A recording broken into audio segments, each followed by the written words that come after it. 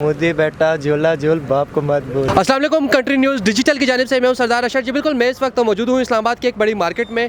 आइए चलते हैं यहाँ पर मौजूद शहरियों से जानते हैं कि जंग की फतह पर उनका क्या कहना है। अल्लाह ताला ने हमें फ़तह नसीब की है और हम पाक फ़ौज के साथ हैं। पाक फ़ौज जिंदाबाद। जैसे कि आप जानते हैं कि पहले पिछले जंगों में भी पाकिस्तान जीतता आ रहा है, इस बार भी हमने ही जीता है। इंडिया तो वैसे भी आपको पता है ना कि हमेशा से ऐसी करती आई है और है ही बुज़दिल, तो अब क्या कर सकते हैं उसके बारे में। तो पाक फ़ौज के बारे में आप क्या कहना चाहेंगे? पाक फ़ौज जो हमारी है वो बहुत ही बहादुर हैं और उन्होंने ही हमारी हिफाजत की है। तो पहले मोदी भी कह रहा था कि हम जंग जीत चुका है, हमने उनका स्टेडियम भी तबाह कर दिया और हमने वो किया।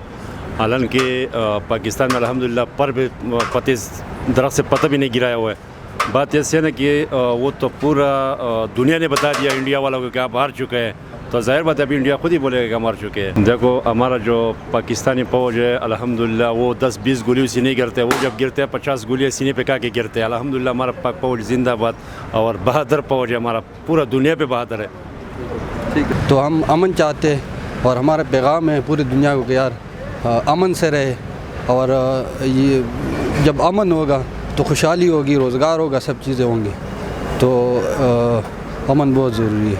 अच्छा, तो आप पाकिस्तान आर्मी के लिए क्या पैगाम देना चाहेंगे? Pakistan army is a good और बहुत अच्छा है माशाल्लाह से। उनका जो रेपिल था वो तो हमारा बाइक टंडर क्या, वो तो हमारा कबाड़ा भी नहीं था, उसका इस्तेमाल भी नहीं हो सकता अभी।